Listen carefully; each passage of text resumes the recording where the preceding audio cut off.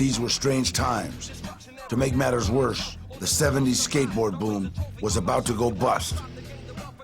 A once thriving industry all but died overnight. Skateboarding took a nosedive in 1979, and when it did, the whole skate park industry collapsed.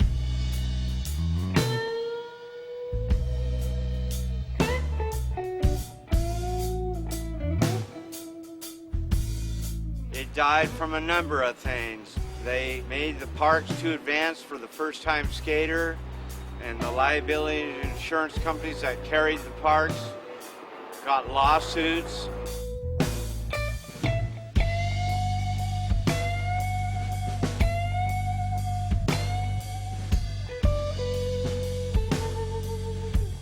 Over 200 skateboard parks were bulldozed, and the concrete was put in a dump truck and taken to the yard. Loganerski, at one time we were the biggest manufacturer in the world. We made as many as 5,000 boards a week. All the manufacturers went out of business except maybe 8 or 10.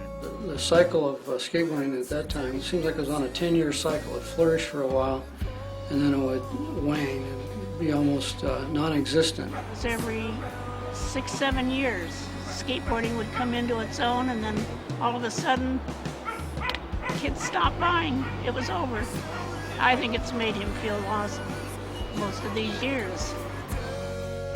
With no place to go, skateboarding took to the streets.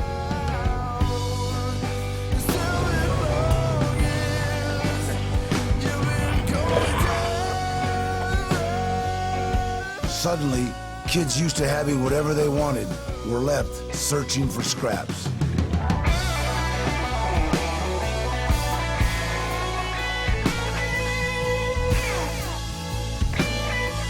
Some survived, some rolled with the punches, some died.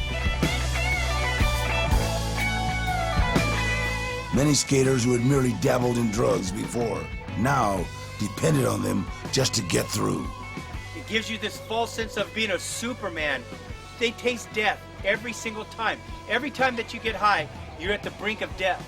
That was my life from 1980 to 1996. After I progressed from snorting that I wasn't getting high enough anymore, my neighbor that I grew up with turned me on to the needle. The year was 1980. I kind of turned him on to it. I was smoking weed and drinking, and then speed came along, and I learned how to use a needle, and I turned Dennis onto that, got him hooked on it. I've always been, even as a little kid, been afraid of needles.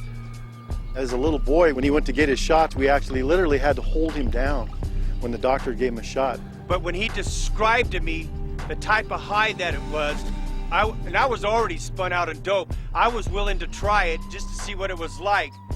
And I can tell you this, the first time that it happened, the first time that he drew the blood back, the first time that he injected into me, I was hooked. He got into it pretty heavily, really heavily, I mean, more than me, and he would show up in my place left and right and go, come on, hit me, hit me, hit me. You gotta hit me up, you gotta hit me up. That's all I could think about. I remember banging on his trailer all the time, bugging him at 2, 3 o'clock in the morning, all the time. I disappeared from the face of the earth.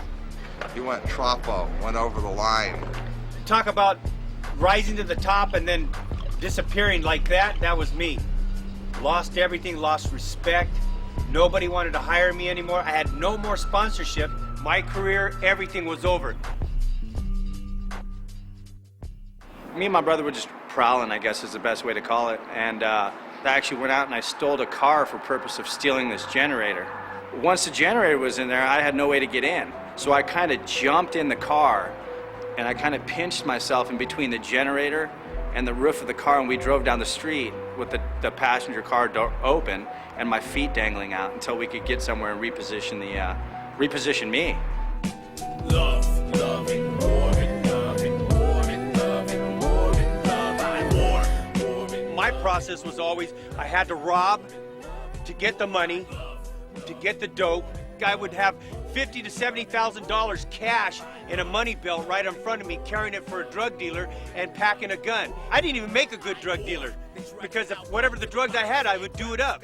That's the kind of junkie that I was. We first met Dennis in what started out to be a long-term investigation into car prowls and the use of methamphetamine. And when it took over, it took control of everything. Go all week without having gas, go all week without having food. I would have to walk into the store and pretend like I'm shopping and open the package of meat and eat the meat, drink the chocolate milk, leave it in there and walk out, taking showers at the construction sites underneath the little faucet. The worst drugs for me was cocaine and crystal meth. My pro skateboarding career started going downhill after that. When the first X Games came out, I was in Japan, and I had a bench warrant out for my arrest for a misdemeanor drug possession. Then I went to Hawaii for 3 months and ended up in the pit of, ice, which is crystal meth at a high grade. I started drinking beers and just smoke weed and Quaalude pills, and then that really opened up the door. If you didn't smoke weed and drink beer and party and stuff, you were considered weird. I packed a gun all the time. All the time. I mean, if I went to a party, I had a stub-nose 38 in my pocket. I remember so many times fools coming up to me and wanting, to push my buttons. I had a 38 or a 9mm or a 22, and I drove around in my Volkswagen bus. I had a semi-automatic Beretta shotgun. I remember meeting this one guy, and he was a youngster, younger than me. And he had a 38 stub nose, and he used to put the bullet in the chamber and spin it, and that's what they call Russian roulette. And you put it up to your head and you pull the trigger. You got 6 chambers. You got 1 bullet. And so what's the odds? You do the math. When he pulled the trigger, he pulled it more than 1 time and ended up shooting himself. He ended up shooting himself, and I heard that after he did it,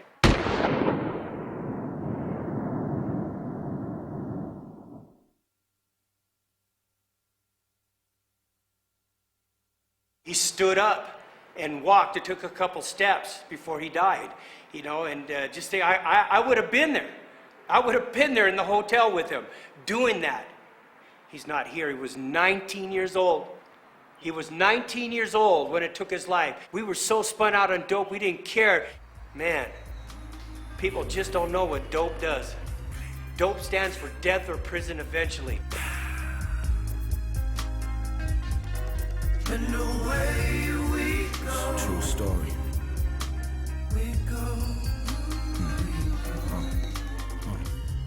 We were only kids.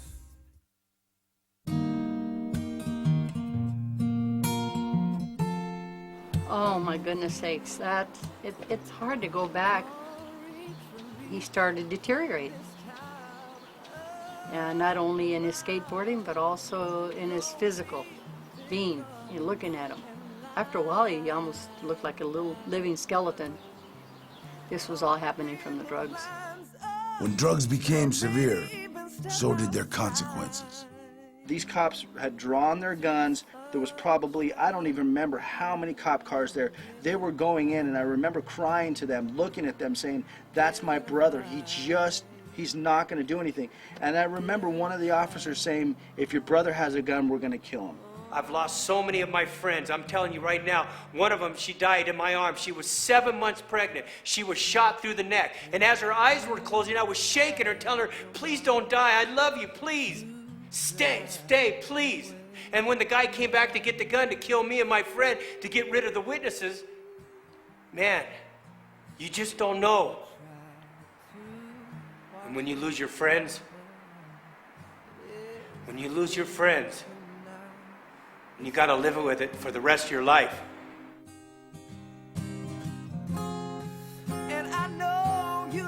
He OD'd on a bunch of pills. The first time that I attempted suicide was by my own choice. That's all the heartache, all the failure bottled up inside me, and hear that little voice saying that you should just take your life. It'd be better for everybody. Just do everybody a favor and take your life.